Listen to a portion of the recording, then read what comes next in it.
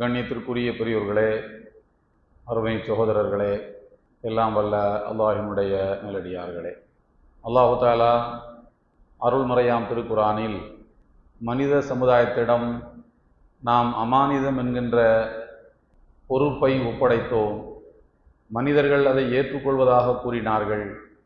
ஆனால் மனிதர்கள் மூடர்களாக இருக்கின்றார்கள் என்று குறிப்பிடுகின்றான். வானத்திடமும் பூமியிடமும் நாம் அமானிதம் என்கின்ற பொறுப்புணர்வை எடுத்து காட்டினோம். ஆனால் அவை ஏற்றுக்கொள்ள மறுத்துவிட்டன. மனிதன் அதை ஏற்றுக்கொண்டான். மனிதன் அநியாயக்காரனாகவும் மூடனாகவும் இருக்கின்றான் என்று கூறுகிறான். இந்த வசனத்தில் அல்லாஹ் சொல்லுகின்ற அமானிதம் என்கிற இந்த வார்த்தை எதை குறிக்கிறது? அமானிதத்தை நாம் வானத்திடமும் பூமியிடமும் மலைகளிடமும் ஒப்படைத்த போது அவை ஏற்றுக்கொள்ள மறுத்துவிட்டன. மனிதன் அதை ஏற்றுக்கொண்டான் என்றால் அமானிதம் என்றால் என்ன? மனிதன் ஏற்றுக்கொண்டது என்ன? பொறுப்புணர்ச்சி என்றால் என்ன என்ற கேள்விக்கு ரசூலுல்லாஹி ஸல்லல்லாஹு அலைஹி வஸல்லம் அவர்கள் பல்வேறு சந்தர்ப்பங்களில் நபித்தோழர்கள் இது பற்றிய கேள்வியை கேட்டபோது அதற்கு விடையளித்திருக்கின்றார்கள். ரசூலுல்லாஹி ஸல்லல்லாஹு அலைஹி வஸல்லம் கூறினார்கள், யார் 5 காரியங்களை நிறைவேற்றுகின்றாரோ அவர் மூமினாக இருக்கும் பட்சத்தில் அல்லாஹ் அவருக்கு சொர்க்கத்தை வாக்களித்திருக்கின்றான் என்று சொன்னார்கள். அந்த 5 காரியங்கள் என்ன என்று கேட்டபோது பெருமானார் சொன்னார்கள், மன் ஹாஃபத அலா ஸலவாத்தில் ஹம்ஸி அலா உதூஇஹின்ன வ ருகூஇஹின்ன வ சுஜூதிஹின்ன வ மவாகீத்திஹின்ன, 5 வேளை தொழுகையை அதற்கு உரிய நேரத்தில் தொழுவதும், அந்த தொழுகைக்கு தேவையான அடிப்படையான ஒதுவிலே கவனம் செலுத்துவதும், தொழுகையினுடைய ஃபரதுகளாக இருக்கக்கூடிய ருக்கு சஜிதாக்களை பேணிக்கொண்டு யார் தொழுகையை அதற்கு உரிய நேரத்தில் நிறைவேற்றி வருகின்றாரோ அது அவர் செய்யக்கூடிய முதல் பணி. 2வது ரமதானில் நோன்பு வைப்பதும், 3வது 4வது ஹஜ் மற்றும் ஜக்காத்துகளை நிறைவேற்றுவதும் என்று வரிசைப்படுத்திய பெருமானார் 5வது அமானிதத்தை யார் நிறைவேற்றுகின்றாரோ என்று குறிப்பிட்டார்கள். அருகில் இருந்த ஹஜரத் அபு தர்தா ரலியல்லாஹு தஆலா அன்ஹு அவர்கள் அமானிதத்தை நிறைவேற்றுவது என்றால் என்ன என்று கேட்டார்கள். அதற்கு ரசூலுல்லாஹி ஸல்லல்லாஹு அலைஹி வஸல்லம் அவர்கள் ஒரு வித்தியாசமான பதிலை சொன்னார்கள். அமானிதத்தை நிறைவேற்றுவது என்றால் அல் குஸ்லு மினல் ஜனாபா, குளிப்பு கடமையாக இருக்கின்ற நிலையில் குளிப்பை உடனடியாக நிறைவேற்றுவது அமானிதத்தை நிறைவேற்றுவதாகும் என்று நபிகள் நாயகம் ஸல்லல்லாஹு அலைஹி வஸல்லம் விளக்கம் அளித்தார்கள். குளிப்பு கடமையான நிலை என்று சொன்னால் தாம்பத்தியத்துக்கு பிறகு அல்லது சொப்பனஸ்கலிதத்துக்கு பிறகு ஒரு மனிதனுக்கு குளிப்பு கடமையாகிறது. குளிப்பு கடமையாகிவிட்டால் அந்த குளிப்பை நிறைவேற்றுவது அமானிதத்தை நிறைவேற்றுவதாகும் என்று ரசூலுல்லாஹி ஸல்லல்லாஹு அலைஹி வஸல்லம் கூறுகிறார்கள். மற்றொரு ஹதீஸிலே இப்படி சொல்லுகின்றார்கள், ஒரு மனிதன் நிறைவேற்றுகின்ற அமானிதத்தில் மிக பேணுதலாக நிறைவேற்றிய அமானிதத்தில் ஒன்று என்னவென்றால், தன்னுடைய மனைவியோடு அவன் தாம்பத்திய வாழ்க்கையிலே ஈடுபட்டு விட்டு அதை பற்றி வெளியிலே சொல்லாமல் இருப்பது என்று சொன்னார்கள். அந்த ரகசியத்தை பேணிக்கொள்வது அமானிதத்தை நிறைவேற்றுவது என்று சொன்னார்கள்.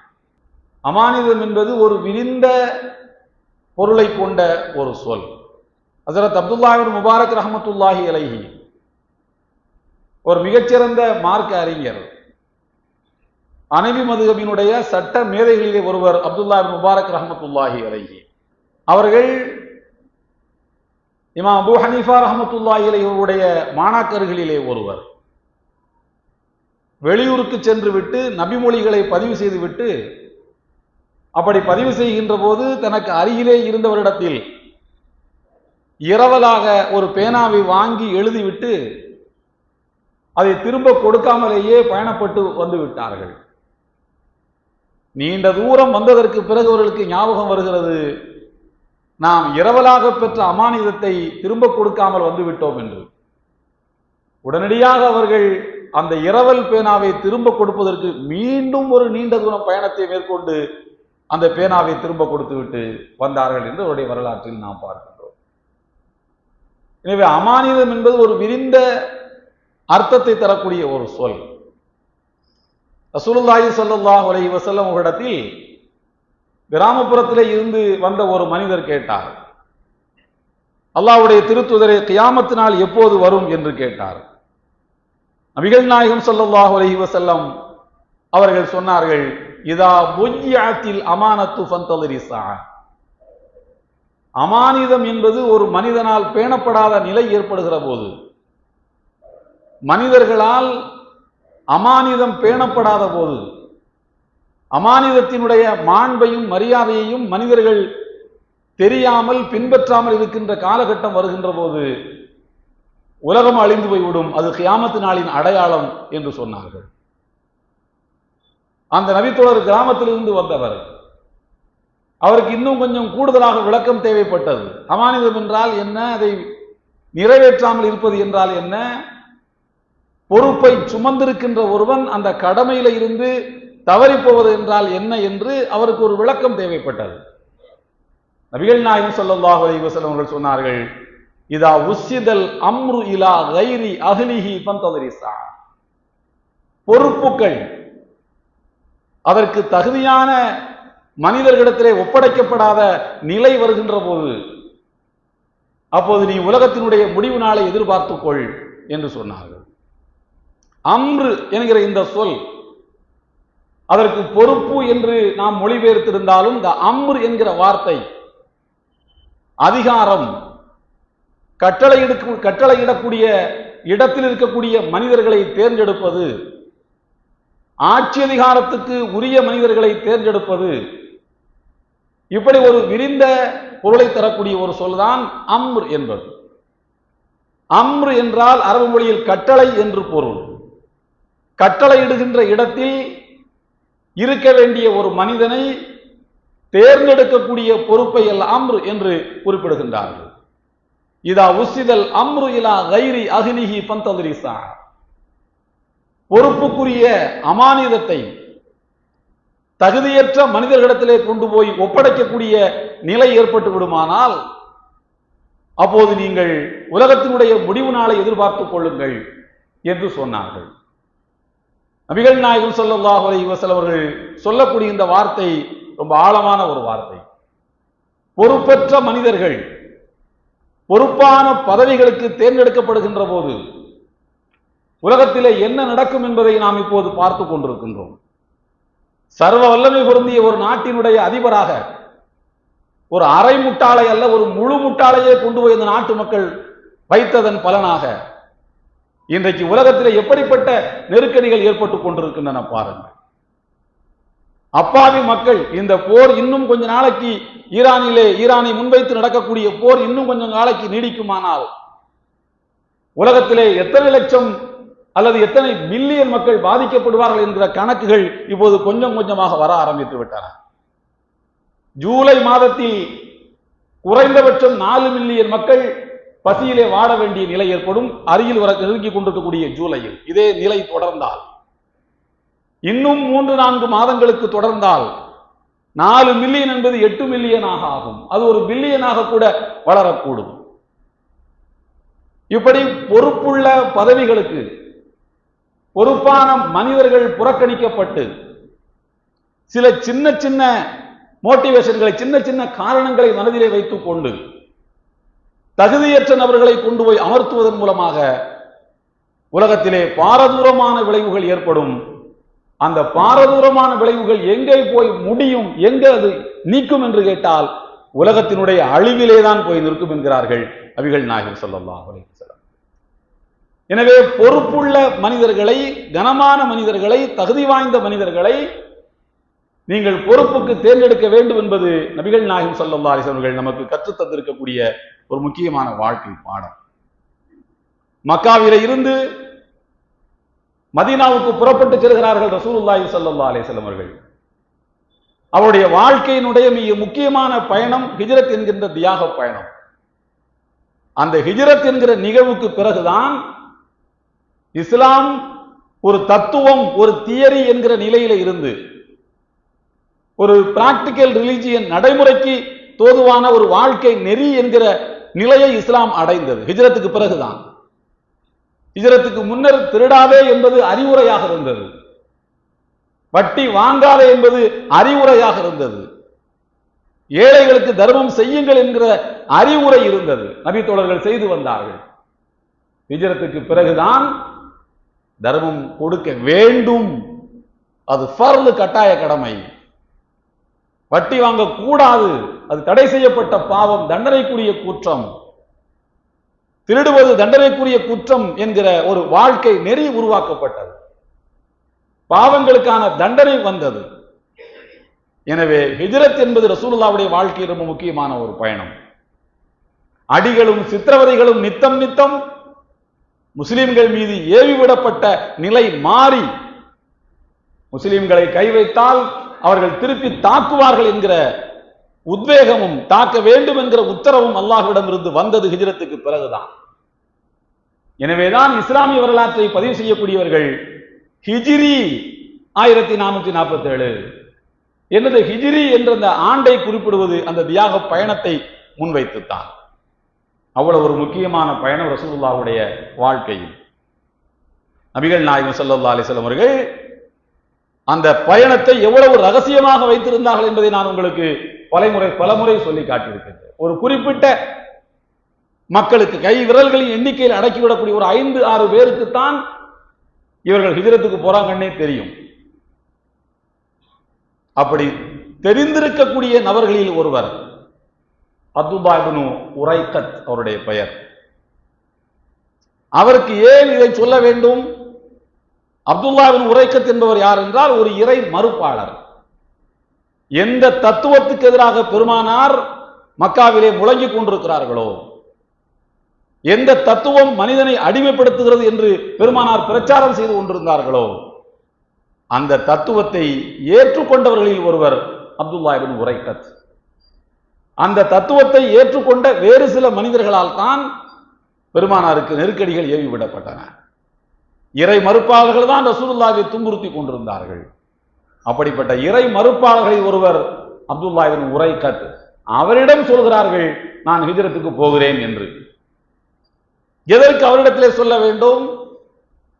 அவருக்கு தான் மக்காவில் இருந்து மதீனாவுக்கு ஹிஜ்ரத்துக்கு செல்லக்கூடிய வழி, பாலைவனத்தினுடைய ஷார்ட் ரூட் வழிகள் எல்லாம் அவருக்கு தான் தெரியும்.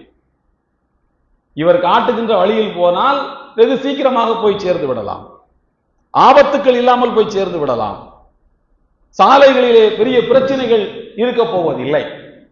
இந்த சாலை அறிவுகளை நன்கு பெற்றிருந்த அப்துல்லாஹ் இப்னு உரைக்கத் அவர்களுக்கு நபிகள் நாயகம் ஸல்லல்லாஹு அலைஹி வஸல்லம் அவர்கள் கொடுத்த பொறுப்பு, எங்களை கொண்டு போய் பத்திரமாக மதீனாவில் சேர்த்து விட வேண்டும் என்று. அதற்கு பணம் உண்டு, கூலி உண்டு. நபிகள் நாயகம் ஸல்லல்லாஹு அலைஹி வஸல்லம் அவர்கள் அந்த சவாலான பயணத்தில் அந்த பொறுப்பை ஏற்றுக்கொள்ளக்கூடியவர் ஒரு முஸ்லிமாகத்தான் இருக்க வேண்டும் என்று நினைக்கவில்லை.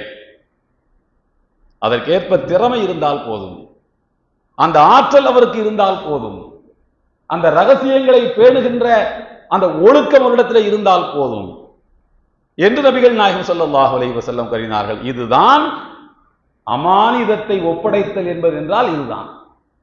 ஒரு வேலையை இதனால் இவன் முடிக்கும் என்றாய்ந்து அதனை அவன் கண்விடல். அந்த வேலைக்கு ஒரு பொருத்தமானவரா என்று பார்க்க வேண்டும். அதுல சூத்த சொல்ல இப்படிலாம் பார்த்து கொண்டே போனால் கடைசியிலே எதுவும் மிஞ்சாது, எதுவும் மிஞ்ச போவதில்லை. நான் உங்களுக்கு என்ன பின்னாலே சொல்ல போகிறேன் என்பதை ஓரளவுக்கு இப்போதே நீங்கள் யூகித்திருக்கலாம். அடுத்த வாரம் வெள்ளிக்கிழமை வருகின்ற போது தேர்தல் முடிந்திருக்கும். 23ஆம் தேதி தேர்தல், வேலைக்கிழமை தேர்தல், வெள்ளிக்கிழமை ஓட்டு போட்டுட்டு தான் நம்ம பள்ளிவாசலுக்கு வரப்போகின்றோம். நாம் யாருக்கு வாக்களிப்பது என்பதை பற்றி நான் உங்களுக்கு சொல்ல போவதில்லை. அது எனக்கு என்ன தெரியுமோ அதுல அதே மாதிரி உங்களுக்கு தெரியும். ஆனால் ஏன் மற்றவர்களுக்கு வாக்களிக்க கூடாது, ஏன் வாக்களிக்க வேண்டும், யாருக்கு வாக்களிக்க வேண்டும் என்று சொன்னால் அதையே வைத்து பிரச்சனை செய்வதற்கும் தயாராக இருக்கின்றார்கள். மத வழிபாட்டு தலங்களிலே அரசியல் பிரச்சாரங்களை செய்தார்கள் என்று. ஆனால் யாருக்கு வாக்களிக்க கூடாது, ஏன் இவர்களுக்கு வாக்களிக்க வேண்டும் என்று தெரிய வேண்டுமானால் இவர்களுக்கு ஏன் வாக்களிக்க கூடாது என்று நமக்கு தெரிந்திருக்க வேண்டும். அன்புக்குரியவர்களே, நாம் வாழ்ந்து கொண்டிருக்கக்கூடிய நாடு எதை நோக்கி போகிறது என்பதை நான் உங்களுக்கு தவறாமல் சொல்லிக் கொண்டே வருகின்றேன். ஒரு ஆபத்தான காலகட்டத்தை நோக்கி போய் கொண்டிருக்கிறது. முஸ்லிம்கள் தங்களுடைய அடையாளத்தோடு வாழ இயலாத நிலைக்கு போய் கொண்டிருக்கின்றார்கள். சிக்கனை வீட்டிலே சமைத்தால் கூட அது மாட்டுக்கறி என்று சொல்லி வீடு நுழைந்து தாக்குகின்ற ஒரு காலத்தில் நாம் வாழ்ந்து கொண்டிருக்கின்றோம். மாட்டுக்கறியை ஒருவன் சாப்பிட்டால் அது பக்கத்தில் உள்ளவனுக்கு ஊட்டி கொடுத்தான் என்று சொல்லுகிற காலத்தில் நாம் வாழ்ந்திருக்கின்றோம். ஒவ்வொன்றுக்கும் கவர்ச்சிகரமான பெயர்கள் சூட்டப்படுகின்றன. லவ் ஜிஹாது, கொரோனா ஜிஹாது, எந்த சொல்லையும் ஜிஹாத் என்கிற சொல்லோடு சேர்த்து விட்டால் போதும் அது கெட்ட வார்த்தையாக போய்விடும். அப்படி ஆகிவிட்டது. நான் ஒரு 5-6 ஆண்டுகளுக்கு முன்னர் ரமதான் மாதத்தில் தொலைக்காட்சியிலே உரையாற்றுகின்ற போது தமிழ்நாட்டினுடைய மிக பிரபலமான தொலைக்காட்சி ஒன்று, அந்த தொலைக்காட்சியினுடைய உரை தொடராக வந்து கொண்டிருக்கிறது ரமதான் மாதம் முழுக்க. அதில் ஒரு செய்தியை நான் சொல்கிறேன். மயிலாப்பூர் கபாலீஸ்வரர் கோயில் குளம் இருக்கின்ற இடம் ஆற்காடு நவாபு கொடுத்த இடம். இதற்கு நிறைய தரவுகள் இருக்கின்றன, சான்றுகள் இருக்கின்றன, வீடியோ ஃபுட்டேஜ் இருக்கிறது, ஆய்வாளர்கள் அதை பற்றி எழுதியிருக்கின்றார்கள். இத்தனை தரவுகளையும் வைத்து நான் பேசுகிறேன். ஒரு ஸ்பீச், ஒரு உரை தொலைக்காட்சியிலே வெளியிடப்படுகிறது என்று சொன்னால் 2-3 நாட்களுக்கு முன்னர், குறைந்தபட்சம் 48 மணி நேரத்துக்கு முன்னர் அந்த கேசட்டை கொண்டு போய் உங்கள்கிட்ட கொடுக்கணும். இந்த உரையில் ஏதாவது தேச விரோதமாக இருக்கிறதா? ஏன்னா பாய் தானே, அதனால ரொம்ப லென்ஸ் போட்டு பார்க்கணும். தேச அந்த நேஷனாலிட்டி கண்ணாடியை போட்டு பார்க்கணும். இதுல தேச விரோதம் இருக்கிறதா, ஆன்டி நேஷனல் சொற்கள் இருக்கின்றதா, உண்மைக்கு புறம்பான கருத்துக்கள் இருக்கின்றனவா என்று பார்க்க வேண்டும். சில தொலைக்காட்சிகள் இருக்கின்றன, பாய் இவர் நம்மள்ட்ட ரொம்ப நாளா பேசுறாரு, ட்ராக் ரிப்போர்ட் நல்லா இருக்கு, ஏத்துன்னு ஏத்திடுவான், லைவ்ல போயிடும் மேல. ஆனால் அந்த தொலைக்காட்சியில் 48 மணி நேரத்துக்கு முன்னர் கொண்டு போய் கேசட் கொடுக்கப்படுகிறது. போட்டு பார்க்கிறார்கள், அதில் இந்த கருத்து வருகிறது. என்னுடைய உரையை கண்காணிப்பதற்கு நியமிக்கப்பட்டிருப்பவர் ஒரு பாய், அவர் இந்த கேசட்டை திருப்பி அனுப்புறாரு. இது நம்புற மாதிரி இல்லை என்று திருப்பி அனுப்புகிறார். அதுவல்ல நான் உங்களுக்கு சொல்வது. அதன் பிறகு ஒரு துணை செய்தி சொல்லப்படுகிறது என்னவென்றால், இந்த அரை மணி நேர உரையில் 25 நிமிடம் 5 நிமிஷம் விளம்பரம் போச்சுன்னா 25 நிமிட உரையில் அதிகபட்சமாக அல்லாஹ் என்கிற வார்த்தை ஒரு 5 தடவைக்கு மேல வரக்கூடாது பாய். அல்லாஹ் என்ற வார்த்தையை சொல்லாமல் ஒரு 25 நிமிடம் ஒரு மார்க்கத்தை கற்ற ஒருவர் மார்க்க சொற்பொழிவை பேச வேண்டும் என்று எதிர்பார்க்கக்கூடிய ஒரு காலத்தில் நாம் வாழ்கின்றோம். இதனைக்கு நாம பணம் கட்டி உரையாற்றுகின்ற நிலையில் இது ஒரு உதாரணம் தான். நடந்து ரொம்ப நாள் ஆச்சு, நான் எங்கேயும் சொன்னதில்லை. எந்த நிலையை நாம் இருக்கிறோம் என்பதற்கு உதாரணம் நான் சொல்கிறேன். நம்மை சுற்றியே வந்து விட்டது, நம்ம வீட்டு வாசலுக்கே வந்து விட்டது இந்த வெறுப்பு பிரச்சாரம். முஸ்லிம்கள் என்று சொன்னால் தள்ளி வைக்கப்பட வேண்டியவர்கள் என்கிற நிலை வந்து விட்டது. ஒவ்வொரு மனிதனுக்கும், தனி மனிதனுக்கும் சில பலவீனங்கள் இருக்கும். சில மனிதன் சில விஷயங்கள்ல பலவீனமா இருப்பான். சில பேர் பொருளாதாரத்துல பெரிய தொழிலாளியா இருப்பான், பணத்தை கொடுத்தா ஏமாத்திடுவான். சில பேர் நல்ல வணக்கவாதிகள் இருப்பார்கள், சில விஷயங்களிலே பலவீனமாக இருப்பார்கள். நான் ரொம்ப விவரமாக சொல்ல விரும்பவில்லை. அதே மாதிரி ஒரு தத்துவத்துக்கும் ஒரு ஐடியாலஜிக்கும் சில பலவீனங்கள் உண்டு. இஸ்லாத்தை தவிர எல்லா தத்துவத்துக்கும் சில பலவீனங்கள் உண்டு. டெமோக்ரஸிக்கும் சில பலவீனங்கள் இருக்கிறது. 49% பேர் ஒரு கட்சியை ஆதரித்தாலும் 51% பேர் ஒரு கட்சியை ஆதரித்தால் அவன்தான் 5 வருடம் ஆட்சியில வந்து உட்காருவான், அவன் நினைத்ததை எல்லாம் சாதிப்பான். இதுதான் தல விதி. இதுதான் டெமோக்ரஸியினுடைய பலகீனம். இந்த 49% மக்கள், அதாவது மக்கள் தன்னுடைய சரிபாதி மக்கள் கருத்து புறக்கணிக்கப்பட்டு போய்விடும், ஏற்றுக்கொள்ளவே படாது. இன்றைக்கு இந்தியாவில் 20% இருக்கின்றார்கள் முஸ்லிம்கள். 18 வச்சுக்கிடுங்க, 15 என்றே வைத்துக் கொள்ளுங்கள். எத்தனை கோடி இருப்போம்? 25 கோடி இருக்கலாம். இந்த 25 கோடி மக்கள் முழுவதுமாக புறக்கணிக்கப்பட்டிருக்கின்றார்கள். பாராளுமன்றத்தில் ஒழுங்கான பிரதிநிதித்துவம் கிடையாது. முஸ்லிம்களுடைய விகிதாச்சாரத்துக்கு ஏற்ப நீதிபதிகள் கிடையாது. முஸ்லிம்களுடைய விகிதாச்சாரத்துக்கு ஏற்ப சட்டமன்ற உறுப்பினர்கள் கிடையாது. பியூரோகிரசியில் ஆள் கிடையாது. இப்படி புறக்கணிக்கப்பட்டு கொண்டிருக்கக்கூடிய இந்த காலகட்டத்தில் நம்முடைய வீட்டு பிள்ளைகள் சில பேர் விளையாட்டுத்தனமாக இந்த அரசியலை பார்க்கின்றார்கள். விளையாட்டுத்தனமாக விசில் அடித்துக் கொண்டு இந்த அரசியலை பார்க்கின்றார்கள். ரொம்ப ஆபத்தான போக்கு. ஒவ்வொரு வீட்டுக்குள்ளும் விசில் அடிக்கக்கூடியவர்கள் இருக்கிறார்கள். ஒவ்வொரு ரொம்ப ஆபத்தான போக்கு இது. அது விளையாட்டு பொறுப்பு அல்ல, அமானிதம். 5 ஆண்டு காலம் நீ போடுவதுதான் உத்தரவு, அதுதான் சட்டம் என்று சொல்லுகிற இடத்துக்கு ஒரு ஆளை கொண்டு போய் உட்கார வைக்கிறோம், அல்லது ஒரு கட்சியை கொண்டு போய் அல்லது ஒரு தத்துவத்தை கொண்டு போய் நாம் உட்கார வைக்கின்றோம் என்று சொன்னால் அது விளையாட்டுத்தனமான காரியம் இல்லை. கீழே இருந்து வரக்கூடிய தகவல்கள் ரொம்ப நமக்கு சங்கடமாக இருக்கின்றது. சில பிள்ளைகள் பெற்றோர்களை பாசத்தால் கட்டி போடுகிறார்களாம். நீங்களும் எங்களோட சேர்ந்து விசில் தான் அடிக்க வேண்டும், விசில் அடிக்கவில்லை என்றால் உங்கள்கிட்ட நாங்க பேச மாட்டோம்னு பாசத்துல கட்டி போடுறாங்களாம். எவ்வளவு பெரிய ஆபத்து பாருங்கள். அன்புக்குரியவர்களே, இது விளையாட்டு காரியம் அல்ல, இது அமானிதம். அமானிதம் தகுதியற்றவர்களிடத்தில் ஒப்படைக்கப்படுமானால் உலக அழிவு நாளை எதிர்பார்த்துக்கொள் என்கிறார்கள் நபிகள் நாயகம் சொல்லாது. ஒரு ஸ்டேட்டில் மக்கள் விளையாட்டுத்தனமாக இருந்தால் இது மெல்ல பக்கத்து ஸ்டேட்டுக்கு பரவுச்சுன்னா எப்படி நடக்கும் என்று யோசித்து பாருங்கள். அதே போல சில பேர் வீர முழக்கம் எடுக்கின்றார்கள். வெறுங்கரண்டியை கையில் வைத்திருப்பவன் எப்படி வேணாலும் ஆட்டலாம். கரண்டியில எண்ணெய் இருந்தா தானங்க பத்திரமா கொண்டு போகணும். வெறுங்கரண்டியை கையில வச்சிருக்கிறவ என்ன வேணாலும் பேசலாம். நான் வந்தா அப்படி செய்வேனா, என்ன வேணாலும் பேசலாம். அந்த மாதிரி வெறுங்கரண்டியை கையில் வைத்துக் கொண்டு சில பேர் வீர முழக்கம் விடுகின்றார்கள்.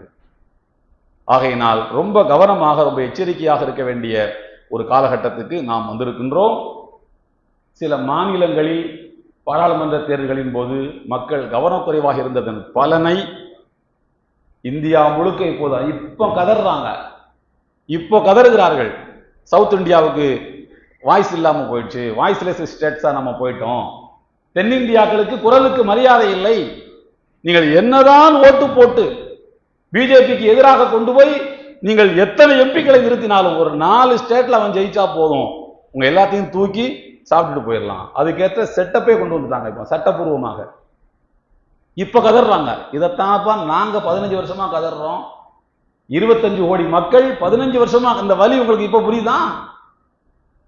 எங்கள்கிட்ட இருந்து பட்ட பகல்ல பள்ளிவாசல பிடிச்சுக்கிட்டு 2019 ஜட்ஜ்மெண்ட் கொடுக்கிற இந்த பள்ளிவாசல் இந்த கோயில் தான் இனிமே வரும்னு நாங்க கேட்டு விட்டு போக வேண்டும். கேட்டா சுப்ரீம் கோர்ட் ஜட்ஜ்மெண்ட் மாதிரி எங்களை ஃபூல் பண்ணி முட்டாளாக்கி அனுப்பிட்டீங்களே, எங்களுக்கு எப்படி வலிச்சிருக்கும்?